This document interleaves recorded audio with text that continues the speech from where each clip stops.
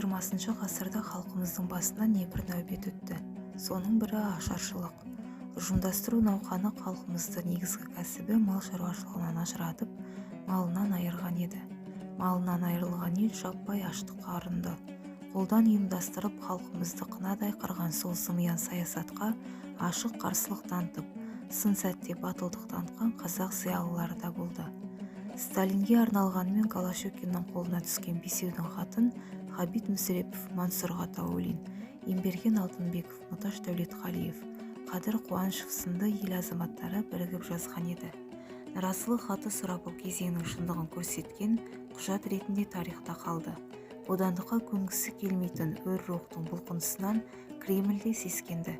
Бесеудің хаты мал басынан қисапсыз кеміп кетуімен көптеген қазақ аудандарын қамтып, адамдардың жаппай қырылуына әкеп соққан ашаршылық жөнінде әлі күнге дейін ауыз ашпай отыру қаншалықты дұрыс деген батыл сауалмен басталып дәлелді дәйектермен жалғасады.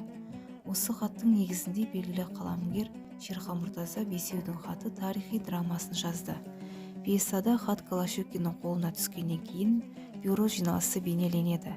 Шығарма Ғабиттің ұлттың мүддесін қасқайып тұрып қорғап, шындық үшін басын өлімге тіккен ерлігін көрсетеді. Ел ішінде болып жатқан сұмдық оқиға Ғабиттің әңгімесімен беріліп, оқырманның жүрегін шымырлатады.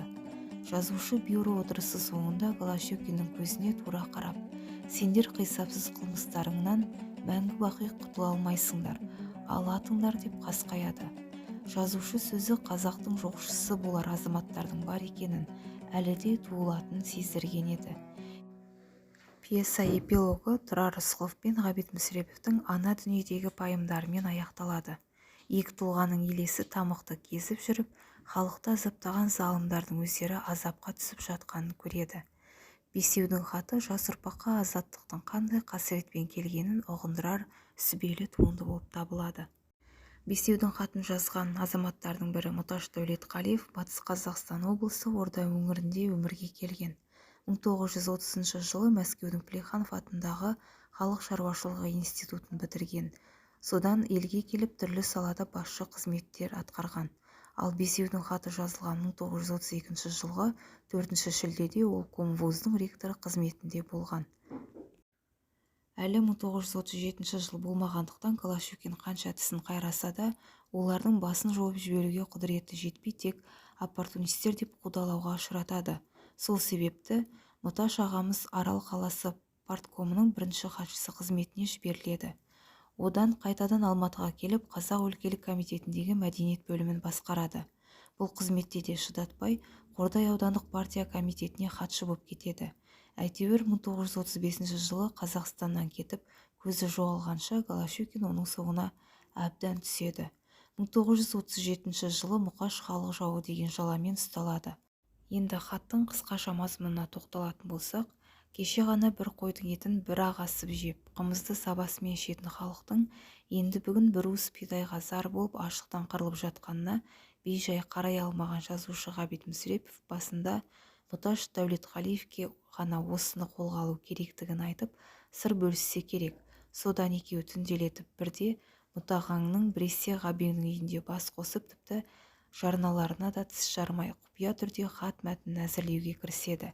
Хат дайын болғанда қатарларына тағы Мансұр Ғатауллин, Емберген Алтынбеков пен Қадыр Қуанышевтар қосылады.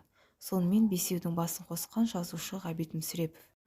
Үшінші тұлға сол тұста Қазақ мемлекеттік баспасының меңгерушісі қызметін атқарған Мансұр Ғатауллин. Ол 1903 жылы Батыс Қазақстан облысының Казталовка ауданы Нысанбай ауылында туылған. Сол тұста құрдастар секілді, ол да алғаш ауылдағы шіркеу мектебіне сауаттанып, содан соң білімін Астрахан гимназиясында жалғастырады. Алға ембі теміржол құрылысын салуға атсалысқан Мансұрды уезд бөлімі 1925 жылы Саратов мал дәрігерлік институтына жібереді. Бірақ отбасын асырау ісі жалғыз өзіне қарап тұрғандықтан ол оқуын тастап, еңбекші Қазақ, Лениншіл жас газеттеріне мақала жазумен айналысады. Төртінші тұлға есімін көпшілік біле бермейтін, әрі дерегі аз бесеудің бірі Емберген Алтынбеков 1904 жылы дүниеге келген. Ол 1925 жылы коммунистік партияға мүшелікке қабылданып, ал хатты жазған кезде Мұташ Дәулетқалиев басқаратын коммунистік жоғары оқу орнында оқу ісі жөніндегі проректор болғандығы жайлы ғана дерек бар. 5-ші тұлғаға тоқталатын болса, Қадыр Қуанышев 1906 жылы туылған. 1930 жылдан бастап коммунистік партияның мүшесі болған. Ол